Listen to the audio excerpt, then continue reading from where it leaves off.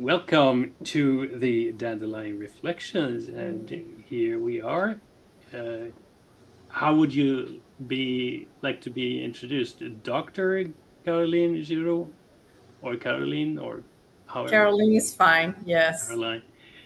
And I myself, my name is Christopher, Chris.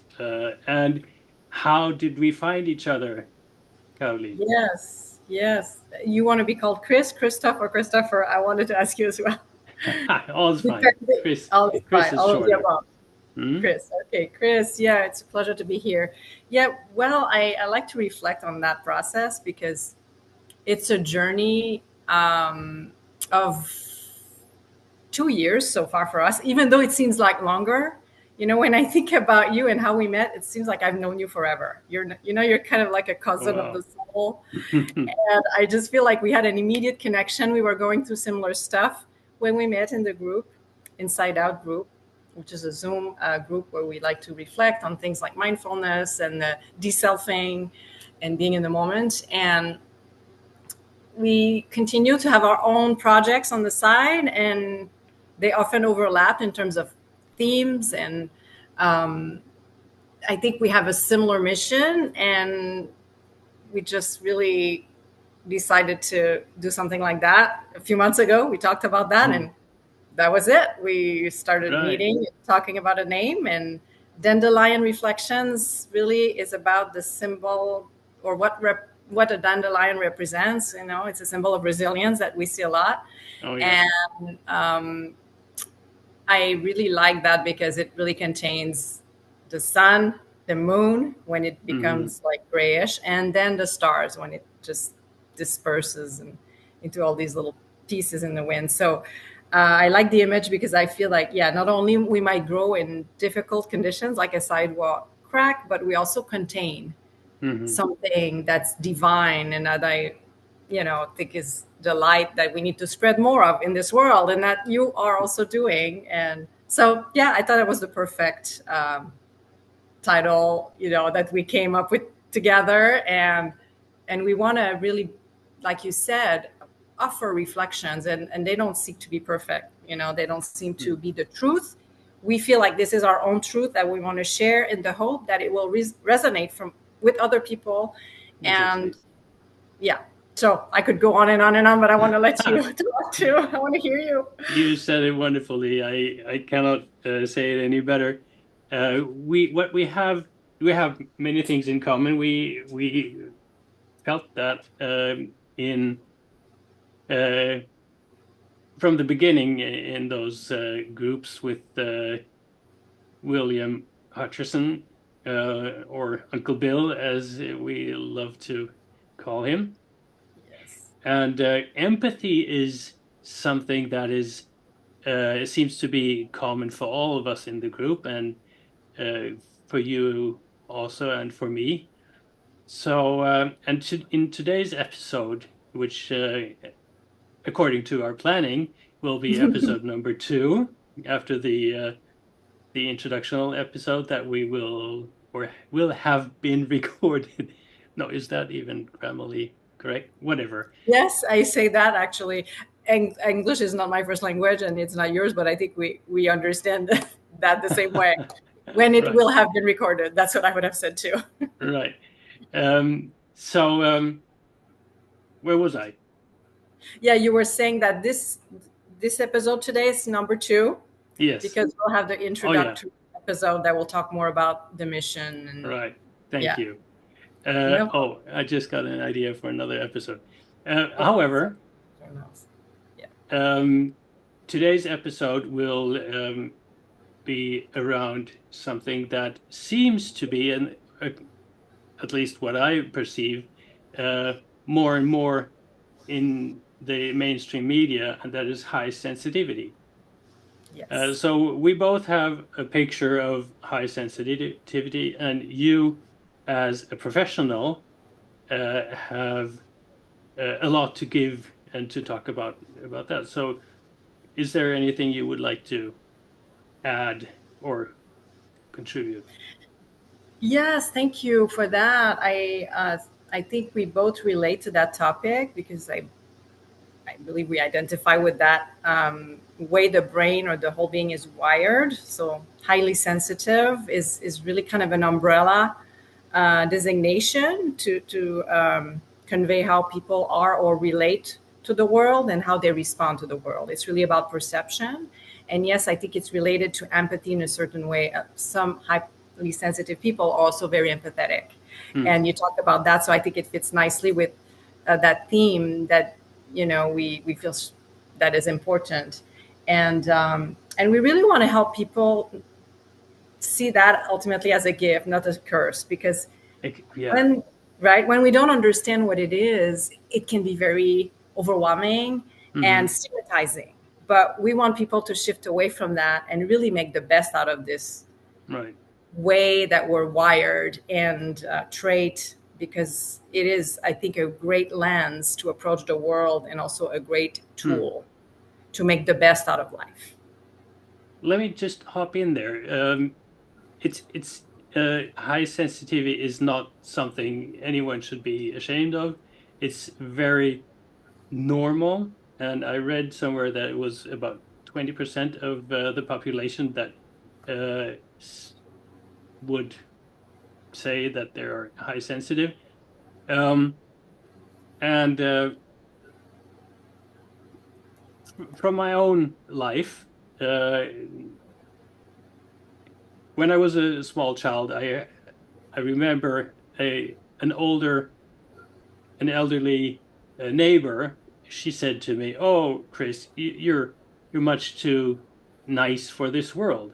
And okay, somehow this I carried this around me for many years after. I couldn't really know what to do. I didn't really know what to do with it. And I didn't understand because the world out there seemed so harsh and so aggressive. And this really put me in a situation I didn't know how to handle this, and it was overwhelming all the time. And I hear that from uh, some of my clients that say the same thing, uh, that they see it that way too, and they don't can't handle it. So is that something you also see? Definitely. In my personal life and yeah, in my professional life, people seek psychological help sometimes because they feel overwhelmed by the world. And like you said, the world can seem harsh and aggressive, and Hmm. they might have been victimized, it might have been traumatized because also of this inner goodness in them. Like you mentioned, you being Yes. too nice, too good. This is a wonderful gift, and we need to protect also and channel it in a way Hmm. that will not taken advantage of or vampirized. And there's always that risk when others kind of perceive that gift before we do. So I see that in my patients. I am struck by all the trauma survivors I've been working with. They all have something wonderful in them that Yeah. often they're not aware of. And Yeah. it's very rewarding to have them finally look at themselves as not only wounded people, but thrivers, not only survivors, but thrivers. Look at themselves. How Yes. important is that? Please say something about that. Yes. It starts with self-awareness, and sometimes it takes a lifetime, right, to Hmm. really get to a point where we really accept ourselves, right? So in order to accept ourselves as we are and make the best out of who we are is really to look at ourselves without shame and embracing our vulnerabilities.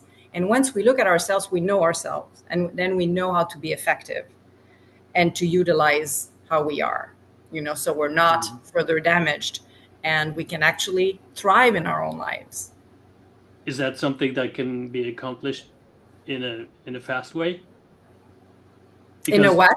in a quick way, because like in Oh, in TikTok world, people right. would love to have quick fixes. Oh my gosh, yes, you have a great question here. This is a long process, as you probably Hmm. know, right? You talked about how since a little child you knew you had that in you, and it can take decades for the person to realize, like, oh my gosh, this is how I respond to the world. This is why I'm feeling always distressed. Or I was a crier ever since I was a kid, and I would cry instantly for anything. I mean, Yes. you're in good company, right? Whether I was anxious, overwhelmed, sad, or angry. Yes. Oh, Not, yeah. right? It was a one size fits all response for Hmm. everything. Right. And I was ashamed of that. I was trying Hmm. to hide from my tears. It's like, but eventually I thought, hey, there's nothing I can do. This is me. And then I started decoding my tears, why I was Hmm. crying. And then it happened less and less because I was able also to self regulate and to Yeah. see the blows coming my way and not letting myself be overwhelmed by them. So that's why self-awareness is key. We need to pause. Hey, this is happening.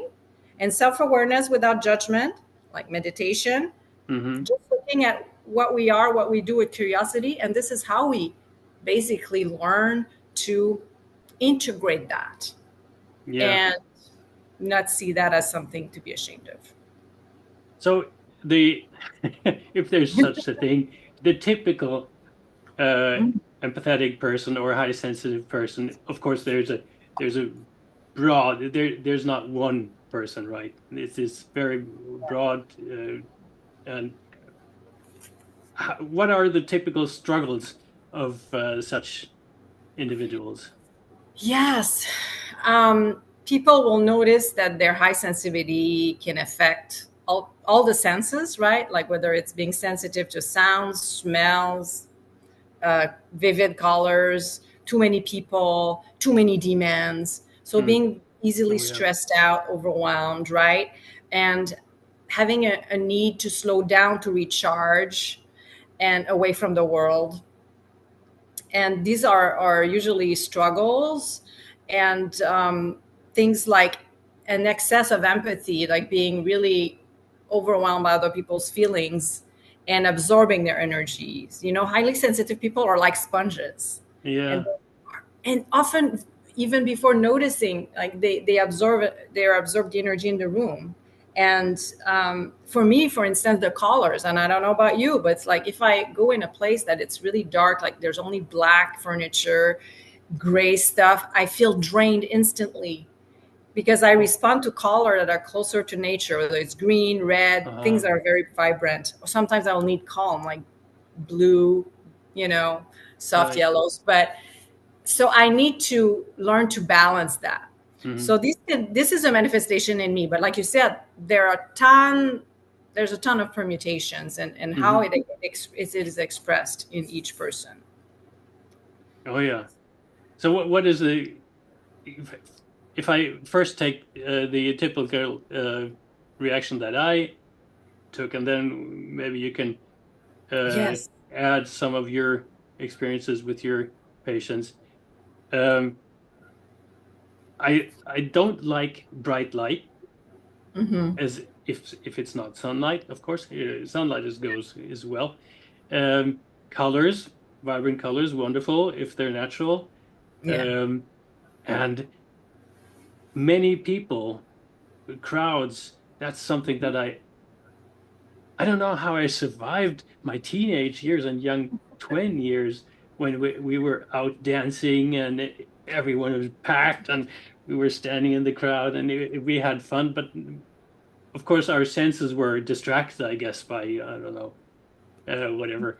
And so, but then I usually needed a time for myself afterwards. I didn't connect the dogs, the dots at that Yes. time. Um, and but it I felt it became more clear when I moved to Sweden into the countryside where there was literally no one for miles, and that's where I landed, and that's where my healing began, the first steps. So that you mentioned awareness is one step to find back to yourself. And then, of course, you also said meditation. There are tons of different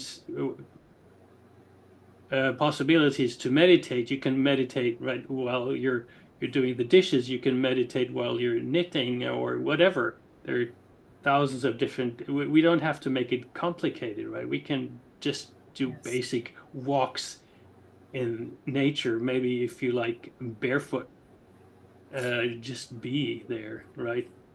So Yes. And how? Yes, Yeah. I'm sorry. No, Go go on. ahead.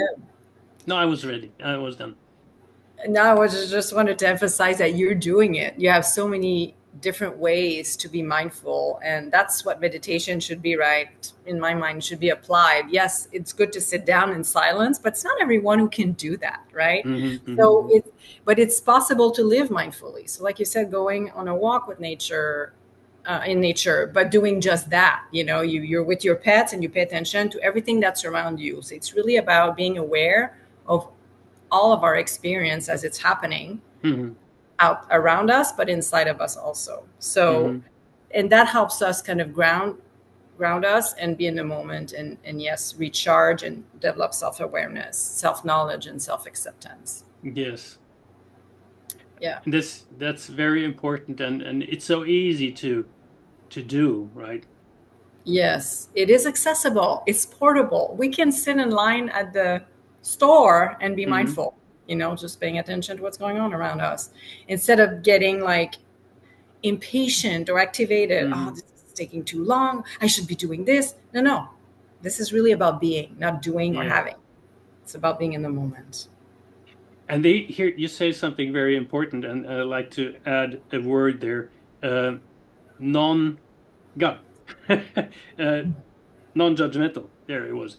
Um, Yeah. Standing in line and taking in what's happening. But many people don't do this, right? They judge the crying baby, the line that gets longer and longer, the cashier that's too slow, or whatever. All these judgments. But if we take Yeah. away the judgments out of this, or Yes. judgments about ourselves for that matter, um, so that's where the magic begins, I think. Yes. Yes. And you are also using a great tool, which is empathy. Once we can pause and be empathetic, well, poor baby, why is the baby crying? I'm wondering, instead Yeah. of judging. I think it's a good Oh antidote to the yeah. judging. It's really Hmm. about, I'm wondering what's going on for this parent too, who's having the baby and feels bad. This parent should not feel bad. The Yeah. baby is in distress right now. So it really helps us kind of regulate, I think. And yeah, the Yeah. judgment is ends up being toxic and not Hmm. doing anyone good. But we our mind does that naturally. So we just need to Right. deprogram ourselves. Oh, I shouldn't be crying. Why like that right now? Why am I crying? No, stop that Hmm. right now.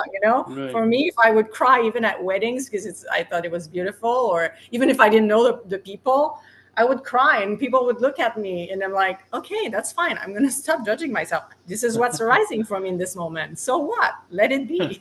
Yeah, exactly. Wonderful. Yeah. So, what do people that have not yet become aware of their high sensitivity, what are their usual coping strategies? Yes, avoidance is one major coping strategy when they don't know about Hmm. that. So they're trying to not be in the situation where they feel overwhelmed, and it's natural, right? As you know, as human beings, no one wants to suffer. So that's Right. why people engage in the behaviors they do, even though it's self-destructive, whether it's taking substances or working too hard to numb themselves, Hmm, it's to hmm. distract themselves. So it's kind of a counter pain. It helps them forget about the pain they don't want to deal with. So avoidance is also another way. It's Hmm. retreating from the stimulus that's too painful, too overwhelming, too brutal. So, but avoidance also cuts us from life possibilities, and it comes at a price. So we need to notice that and avoid avoidance at some Right. point. So, yeah. So, and people might also react in Hmm. intense ways, right? Like if people are very sensitive, they can have outbursts. Some people even break things. Some Oh people yeah. yell. Some people Hmm. say hurtful things. So that's why it's important to know that, because the remorse adds another pain after that. Oh yeah. And Of course. Yeah. yeah. Yeah. So The I don't know how about you. What have you noticed in your clients and how do people cope with that? avoidance is a big thing, and I can also see myself there. not knowing what is happening. Yeah. And I look into myself. What did I do wrong? What is it that I did wrong? What am I keep doing that makes others angry, or that makes others uh, Mm. treat me this way? I was Yeah. very comfortable for a very long time in a victim role, Mhm. um, and that gave me the possibility to point on others. It wasn't because I tried to see and couldn't find what I did wrong, because I sure think thought that everything I did was Mm. rightful and ethically correct, and all that stuff. Uh, but then all of a sudden I see, okay, well, maybe it's something completely different. And maybe it's neither me or them that are doing anything wrong. It is just the way it is, right? We are just different people trying Yeah. to cope with life in different ways. So, That's a beautiful insight. Yeah. And I think that's, you pointed out something that a lot of highly sensitive people will relate to, is which is the victim archetype. mm, So identifying with that role, it becomes part of the identity because you feel in that position, because right. that's how you interpreted the interactions. But like you said, no, we're all different. It tells me more about them actually than me. It's like, Mm. no, I can't do everything wrong all the time. How is that? It's like, Yeah, exactly. That's how how I realistic felt. is that? Why am Yeah. I this, excuse my language, shit magnet? And Oh. so I didn't understand, and I tried different, well, what I thought I was, that were Yeah. different things, but actually I did the same thing over and over again, just with a different name or a different color. Yeah. That's that must have been life changing. Mhm. And the turnaround came, in fact, or and does come for many, if they see I'm not a victim, uh, Hmm. and and then all of a sudden the empowerment comes back to Yes. ourselves. We get the power again. Okay. As a victim, you're not there. There's no choice in what you're Mm. doing, right? You're always reacting.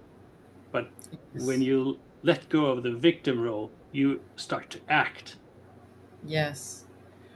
This is so important what you just said, because the victim role is like a cloak, it's an identity, Mm. and we can decide to shed it, to Yes, let it go. So, but we have to realize that we're stuck in that role. And once we do, yes, it gives us the power. We can yes, move away from that power of powerlessness, of that position of powerlessness, to more power and empowerment. So, yes, I really like that, and I think it's a really common scenario. yeah. Empowerment. In my notes here, I have written down empowerment through understanding, and you just said empowerment. Thank you. I didn't show you these notes, by the way. We can read each other's No, minds. We're exa- empaths. exactly, right. So in the beginning of this episode, you mentioned that it's important to turn this empathy or this trait into a strength. So, Mhm. so what ideas do you have to do that? Yes, I thought about Aside that. from, right, aside from Yeah. getting off the victim cloak.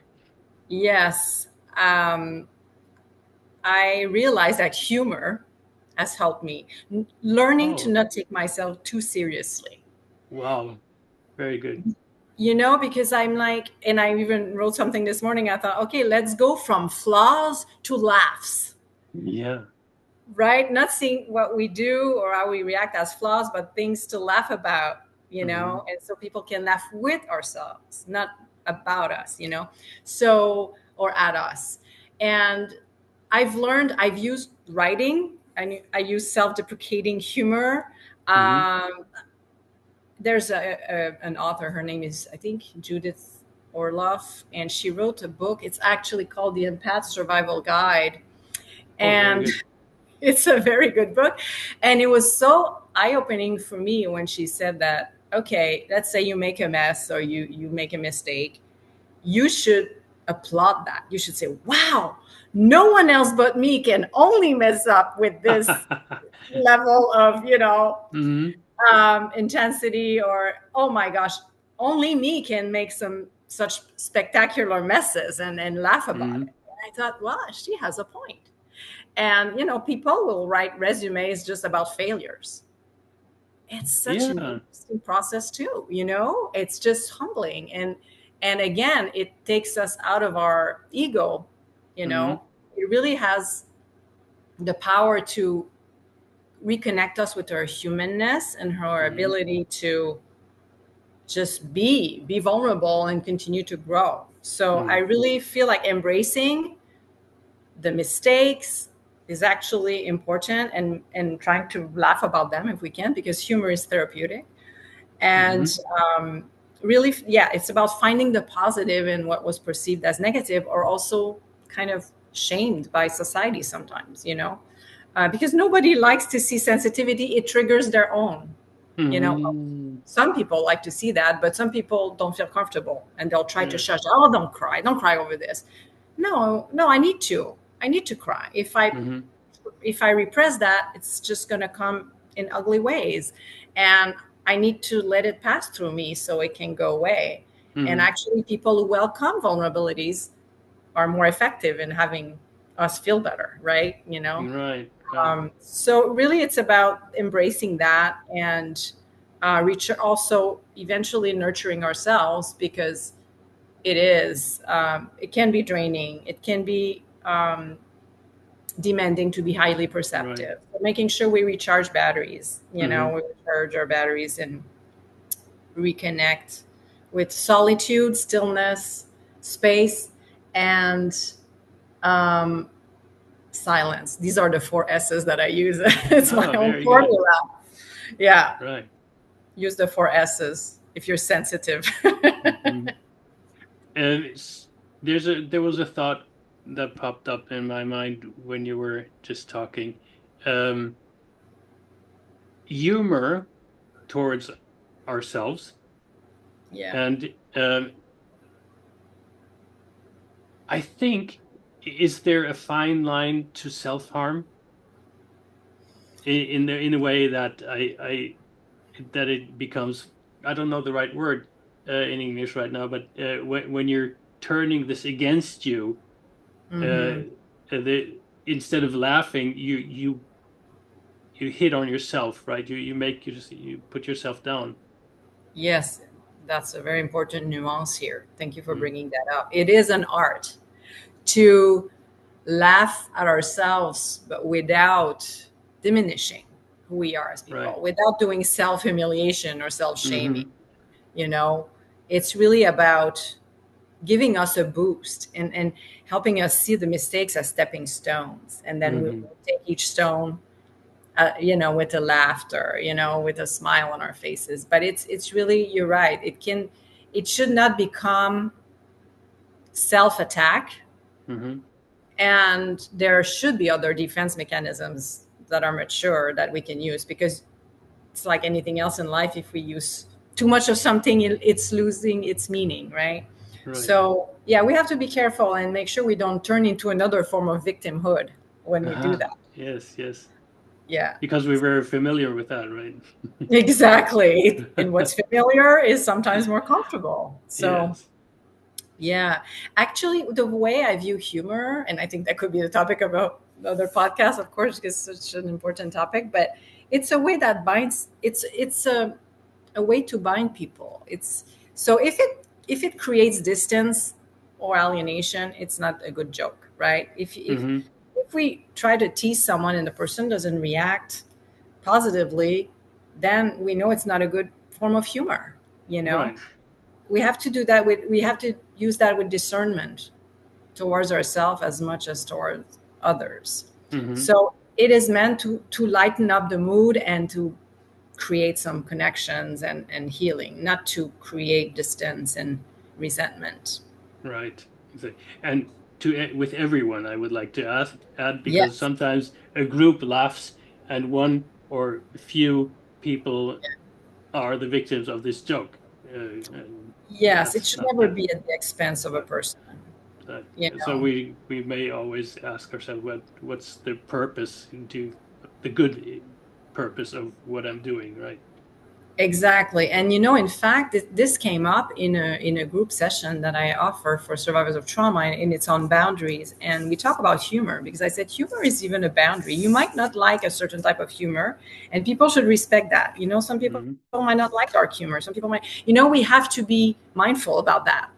And, Yes. and it's really about being attuned. And highly sensitive people actually are often very attuned. Maybe Yes. overly attuned, which makes Hmm. them feel like they absorb everyone's experiences. But it's actually a good thing to be, because Hmm. we are more conscientious. But some people need to learn that. So I think we can use our experience to help people Right. use humor, but effectively and judiciously with sensitivity. Um, Now, the next thing I'd like to say is maybe two parts of the same thing. I'll start with one. The kids and I, we went to see the Inside Out 2 movie yesterday. Nice. And so it's, have you seen it? No, I've seen the number one, but I'm looking forward to watching the Right. number two. Yes, I'm glad I you get to watch. I want to recommend it. It's a wonderful movie about it's an animated movie about the emotional life of a now teenage girl. In part one, it was a not yet teenage girl, Yeah. um, and now she's gets into teenage, and everything's just forget everything you knew about your child before, right? Okay. Good to know. So we watched this movie, and on the way back we talked about it, and of course my daughter was a little more talkative about this topic, and my son not so much. Mhm. Uh, but I think it all landed in both of them. Mhm. However, now this morning, while we were having had breakfast, we talked about, okay, high sensitive persons. Both their mother and I see Mhm. ourselves as at least empathetic, maybe high sensitive persons. Uh, so there, chances are there, not zero, that even one or both of the children have some sort of empathetic trait into them, maybe even HSP. Who knows? So, what Mhm. can uh, is there anything you would like to say to parents to Wow. help their children cope, or yeah, cope with the world out there, and understand, maybe before that, Mhm. understand their own emotions? Yes, that's a wonderful question. And I am a mom of teens as well. My Mm, three sons are teenagers, and I often wonder, how being sensitive affects their inner world, because they are, I think, highly sensitive in their own way. And I could mm, observe that ever since they were very little. So, and I know for me, adolescence was not easy because of that, because of my high sensitivity. And I wish my parents knew about it. But again, it was the time, people were not that into reading parenting books or trying to mentalize or think about others' thinking. And parents just wanted things to proceed. And it's like they didn't have time to sit down, at least in my mm. era, probably in yours too. And we're in the same generation, to talk about emotions. Oh, let me talk about your feelings, and let us talk about your feelings. And how does that make you feel? And no, you feel this way, too bad. It's like they had their own stuff and they had their own adult drama, Yeah. blah, blah, blah. Stop So whining. yeah, and it's like, oh, it's like it was bothering them if we would have some kind of emotional expression. There was no room for that, basically. So what I would like to tell parents is like, there's no such thing as a bad emotion. okay, every emotion that arises, yes, can be unpleasant or pleasant or neutral, but we should not judge emotions, not ours, not our Thank kids. you. That's very, very important. Yes, because the emotions are messengers. They're there to tell us something.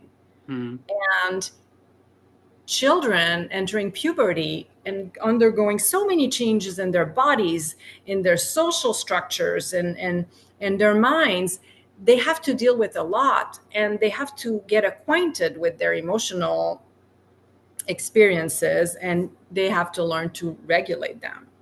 And we should not shame them for that. We should mm. not judge how they express things without it's with indifference, because teenagers, they might be intense 1 minute and the next minute they might look aloof and indifferent, and we should not judge that. So parents should just let them be, give them some space, but at the same time always showing availability. I'm here if you Yes, need, right? yes. Here to talk. And I really think that it's an important phase of life, teenage years, right? It's like 10 plus years, because the brain continues to develop a lot into our 20s. So Hmm. I feel like there are so many challenges and developmental tasks during that phase that teenagers need all our support. And it's not about doing it perfectly, right? We talked about that earlier. Just like Exactly. in life, we can't be perfect, but it's about repairing. If there's something that we haven't read correctly or haven't responded to adequately, then we just acknowledge it. I Hmm. think parents would really have a better relationship with their teenagers if they're able to acknowledge their own mistakes and model that for the kids. It's okay to make errors, but guess what? I'm sorry I messed up, but okay, how can we make this better? Let's talk about Right, solutions. right, Let's have a right. dialogue. So it's really important to have that communication, and really that climate of acceptance, so that the teenager feels safe being who they are. Yeah, and they have a lot on their plate, right? Yeah. Just the a basic psychological importance is I need to be a part of a group, right? That's Yeah. something that's deep inside our brains, Yeah. and that's what they're looking for, right? Yes. Especially in teenage years. Yes, I mean, I have a lot of sympathy, empathy, and compassion for these teens sitting alone at the cafeteria, because I've been that kid. And eventually I became the kid sitting with the kid alone in the cafeteria. And then eventually Yeah. we step out of that. But I've been there, and being an adult sitting alone in a restaurant, I don't care. I read my book. I don't feel that I'm judged. But as a teenager, you feel like the whole world's judging you. The whole Yes. world's looking at you, because that's the normal phase of self-centeredness, and it's Mm, again part of the normal development, and and they are extra sensitive because of that too. So yes, the social pressure to fit in, to belong, is really strong in mm, during those years, and parents again need to also be sensitive about that and right. see how they can best support their teens. You will love this movie Inside Out too. I love it, I'm sure. I can't wait to watch it. Yeah, thanks for the recommendation. Wonderful. So um if we start to wrap this episode up, so what could or what should life as a fulfilling life as a uh, empathetic or high sensitive person, what should it look like? What's the Yeah. goal? The goal, yes, it's to turn everything that is perceived as a hardship or a challenge into something positive, such as, Wow. we mentioned being sensitive to sounds or noises. Well, how about we turn that into, well, that means I'm sensitive to beauty, to Hmm. beautiful Ex music. I'm easily Wonderful. moved by music. So, really Hmm. moving from like how it's crippling us to how it's actually making our lives more fulfilling Hmm. and beautiful. Right. That's what I would have to say from my 50 years of life on this earth. This is how I try to shift, you know, Yeah. my approach to being high sensitive. How about what about relationships? That's often Yes. a source of uh, discontentment. Oh my gosh, that's a whole other chapter right there, huh?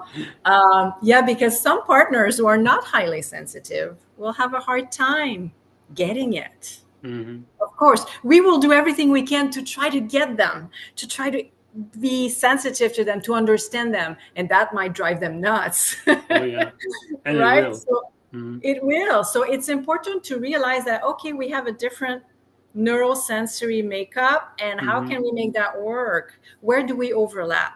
So again, communication is important, and Hmm. embracing the differences and seeing where we overlap. Okay, I might not understand why you're so sensitive about that, or I might not understand why you don't care about that, but Hmm.